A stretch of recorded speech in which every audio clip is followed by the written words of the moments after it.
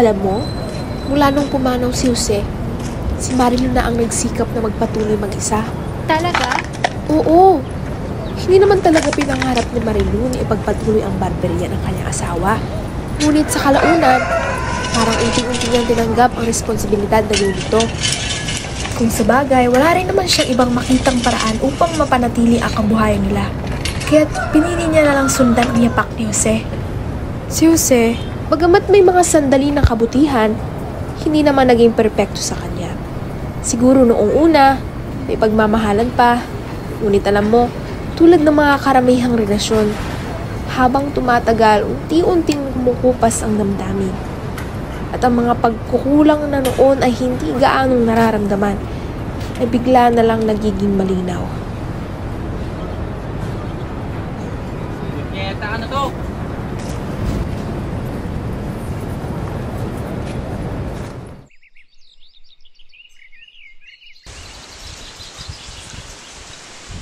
Marilo! Helsing, halika kayo dito! Alam niyo ba kung anong ginawa ko? Ano yun? Pinamalita ko sa mga suki ko kung sino man magpapagupit sa'yo, may libreng biko. Tingnan niyo!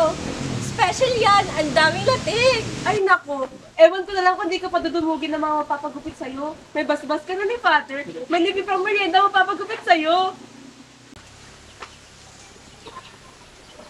Wala na yatang darating. Ito naman, ang bilis sumuko, maaga pa naman. Huwag ka kasing tumunga nga dyan at lalo kang mababagot. Magbasa ka. Edmond, ano bang balita? Alam mo, kung may pera lang ako, pupuntahan ko yung Trina in Manila. Ang siguro. Yan naman talaga gusto mangyari, Marcos. Aluwin ang mga tao para hindi pag-usapan ng martial law at ang mga pang-aabuso niya. Hoy Edmond, mag-ingat ka sa pagsasalita. Baka mamaya may makarinig sa'yo. Perfect.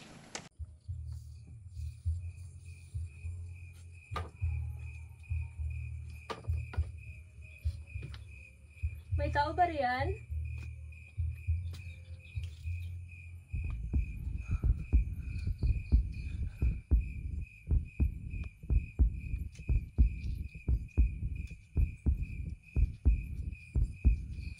Edmond? Diyos ko! Ninang, nakikusap ako. Unahon ho kayo. Sana huwag niyo po sabihin na dito kami nagtatago.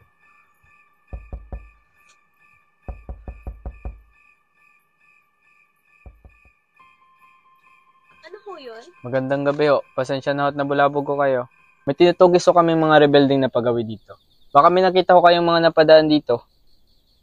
Wala ho. Maaga ho ako natulog eh. Ganun ho ba? Pasensya na ho ulit. Hindi ba nag-aaral ka sa Maynila? Paano ka napunta sa Kilusan? Kapag nag-aaral ka sa Manila, Ninang, posibleng hindi mamulat ang mga mata mo sa katotohanan. Saksi ko ang pang-aalipin at pang-aabuso ng gobyerno. Madami akong kasama. Yung iba, pinadukot, binugbog, tinorture. Hanggang ngayon, yung iba di pa yung makita.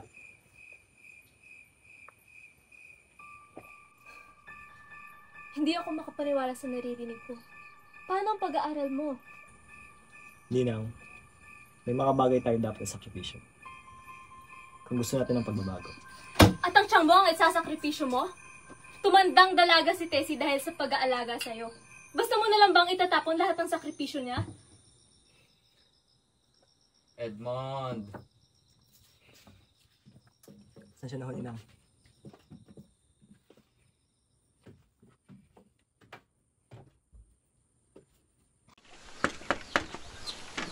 Bakit? Pinapatawag kayo ni Mayor Bartolome. Nabalitaan niya kasi na simula noong pumanaw ang iyong asawa, ikaw na lang ang humaliling tagagupit sa bayan natin. Sumama na lang ho kayo sa akin para makaalis na tayo.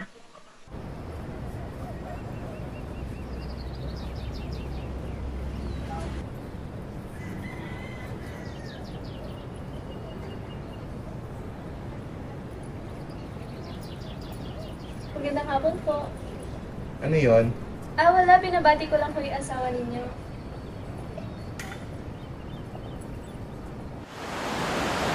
Napakaganda pa rin niya. Parang hindi tumatanda. Pero alam mo, parang wala siya sa sarili. Alam mo yung chismis? na marami raw nakalihirang babae si Mayor. Kaya ayun, baka siguro ganun. Marilu, halina kayo. Maraming nag-aanak sa barberia.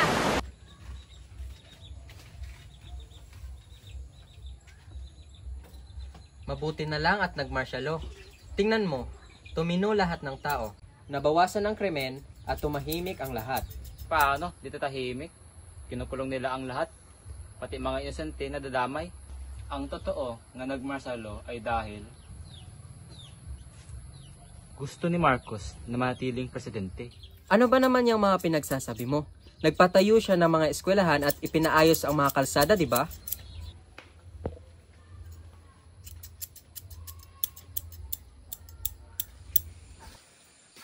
Ninang, kailangan ko po ulit sana ng tulong ninyo. Kailangan po namin tipunin lahat ng iba pang kilusan.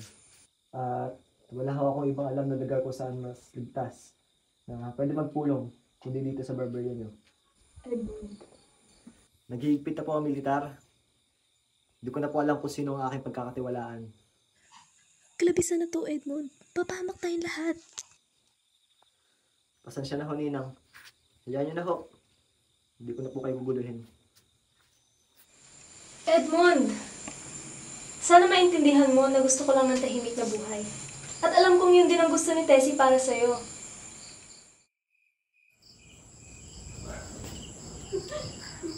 Nasaan na si Father?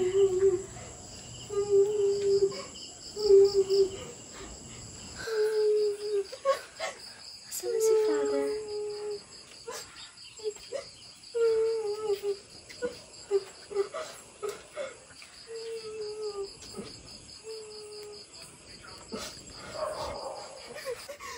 Ma'am Cecilia?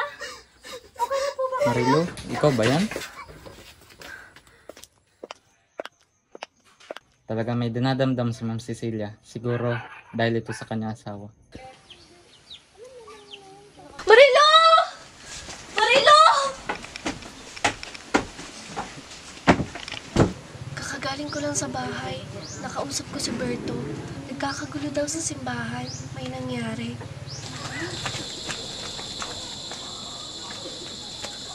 Susan, ano ba talaga yun? Hala?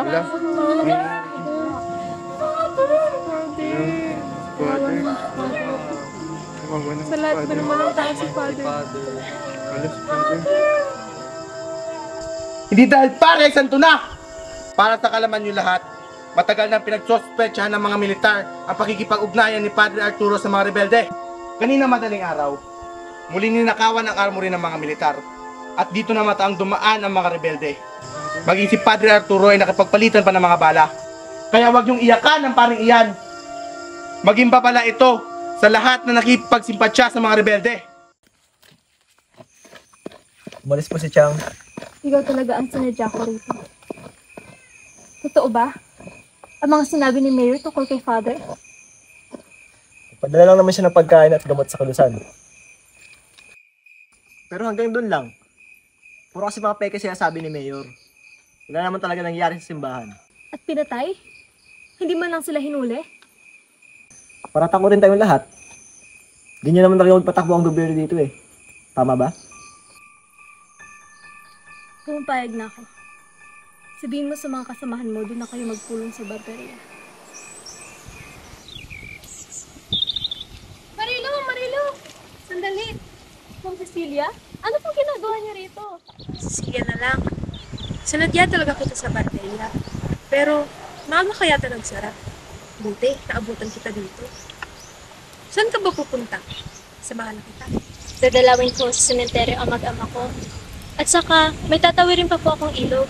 Baka makasagabal pa po yun sa inyo. Hindi. Saan ilog yun? Gusto ko makita.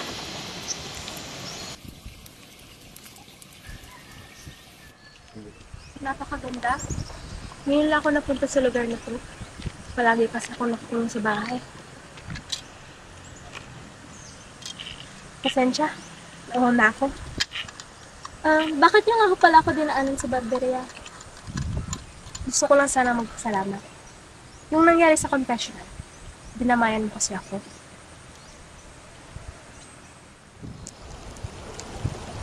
Ilog!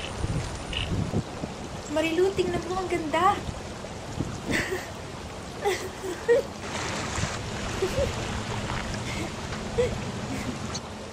Saya-saya, Marilu.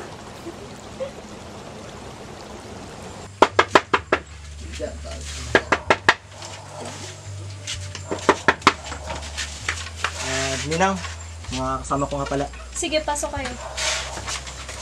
Pasok kayo.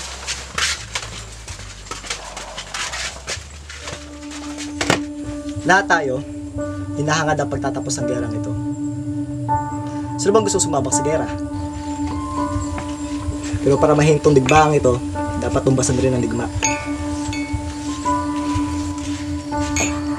Lahat ng nandarito sa kilusan, isinakripisyo niyo na ang inyong mga buhay kahit na hindi pa nagsisimula ang laban. Sino bang gusto sumabak? At iyon ang tunay na dangal.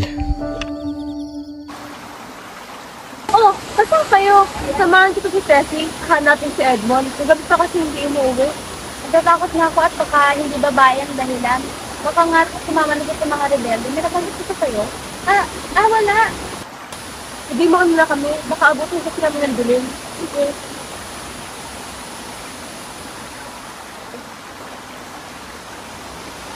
Tessie! Bakit inilihim mo ang lahat ng to sa akin? Ayaw ni Edmond na malaman mo.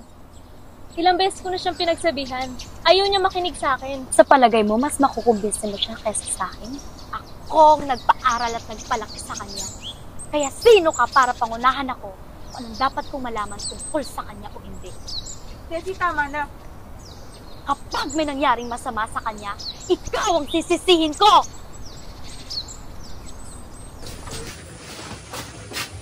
Marilu? Marilu? Ano nangyari? Pumasok kayo! namin siya sa labas ng bar, sugatan. Dito na namin siya dinala. Wala na kami alam kung saan siya pwede dalhin. Pumasok kayo!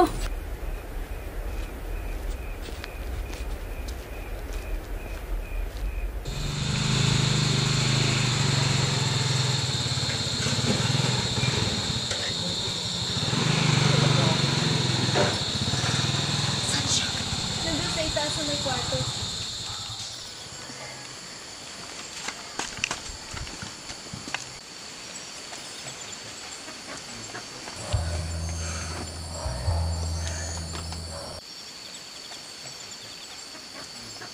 Inspection lang ho. Nabalitaan niyo sigurong ginawang pang-ambush ng mga rebelde sa mga kasamahan namin. Ilang rebeldeng sugatan ang nakatakas.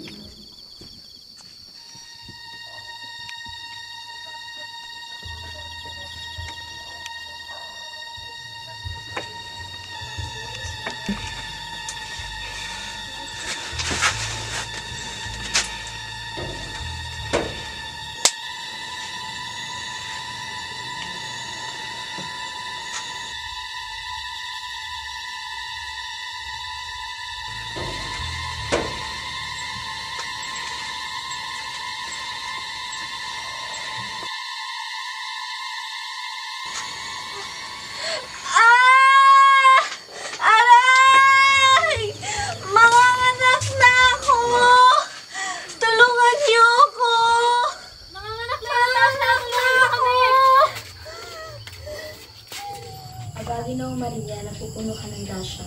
Ang Panginoong Diyos ay nasa iyo.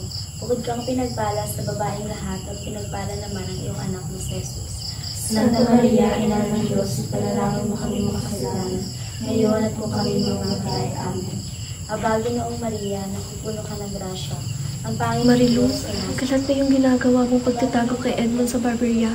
Ayaw nilang madamay sa gulo. Iniisip nilang isa ka rin sa rebelde.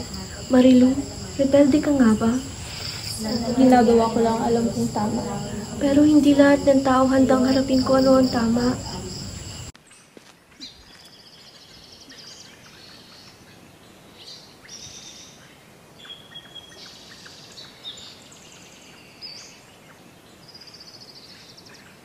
Cecilia? Yung babae sa litrato ang pinakapaborito ng Kirita. Kung dati tinatago sa akin sa publiko ni Alfredo ang relasyon nila. Ngayong mga nakaraang buwan, lantara na siyang pinakikilala sa publiko. Siya ba ang pinag-awayan ninyo? Gusto niya akong hiwalayan para sa babae niya. Pero sabi ko, makapag hiniwalayan niya ako, ibubulgar ko ang lahat ng baho. Eto, nakuha ko. Bakit hindi mo na lang siya hiwalayan? Sobra na ang sakit na ibinigay niya sa'yo. Marilu, sinubukan ko naman. Pero parang hindi ko ata kaya na mawala siya. Yan din ang inakala ko bago mawala si Jose. Pero nakaya ko.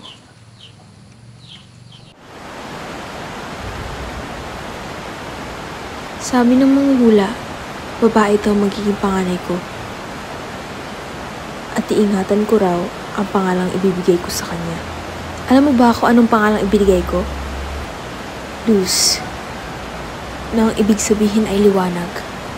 Para kahit anong tahakin niya, para kahit anong kadiliman, ay may liwanag na gagabay sa kanya.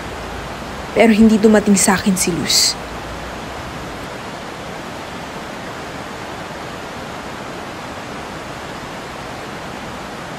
Halika, Marilu. Mas magandang tanawin dito. Cecilia? Cecilia, lumayo ka dyan. Cecilia, anong ginagawa mo? Cecilia? Cecilia? Cecilia!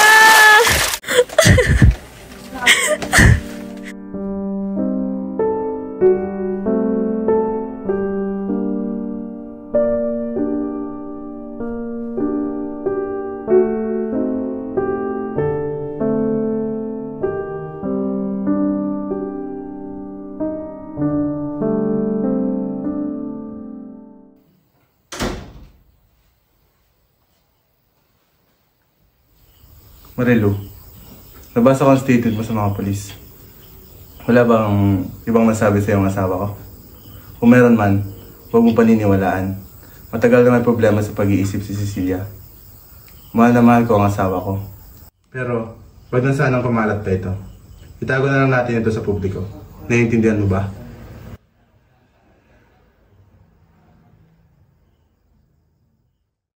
Buti naman. Kaibigan ko yung mama mong asawa, Marilu. Isa rin sa pinagkakatiwalaan ko. At tinuturo rin kitang kasapi. Hindi mo gugustuhin maging kaaway ako, Marilu.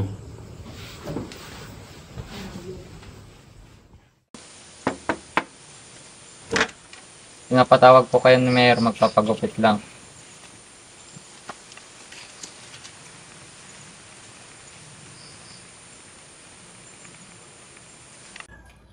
Alam mo, Marilu, hindi pa kita lubang napapasalamatan. Dahil sa iyo, nakukuha ng gobyerno ang simpatsya ng publiko. Alam mo, Marilu, hanggang ngayon, nababalitaan ko ang walang awang pagpatay ng mga rebelde kay Cecilia sa asawa ko. Kaya kita mo, maging ang presidente ay naiingganyong pumunta dito.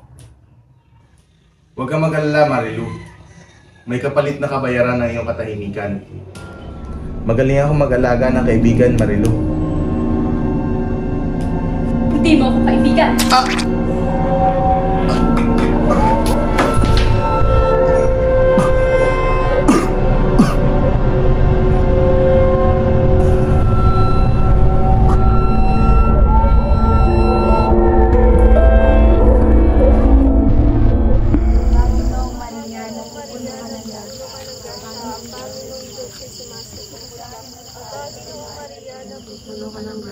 Huwag mong hayaang makatakas ang babaeng iyan sa posisyon. Dahil sigurado akong gagamitin niya yan upang makatakas. Hoy, Marilu!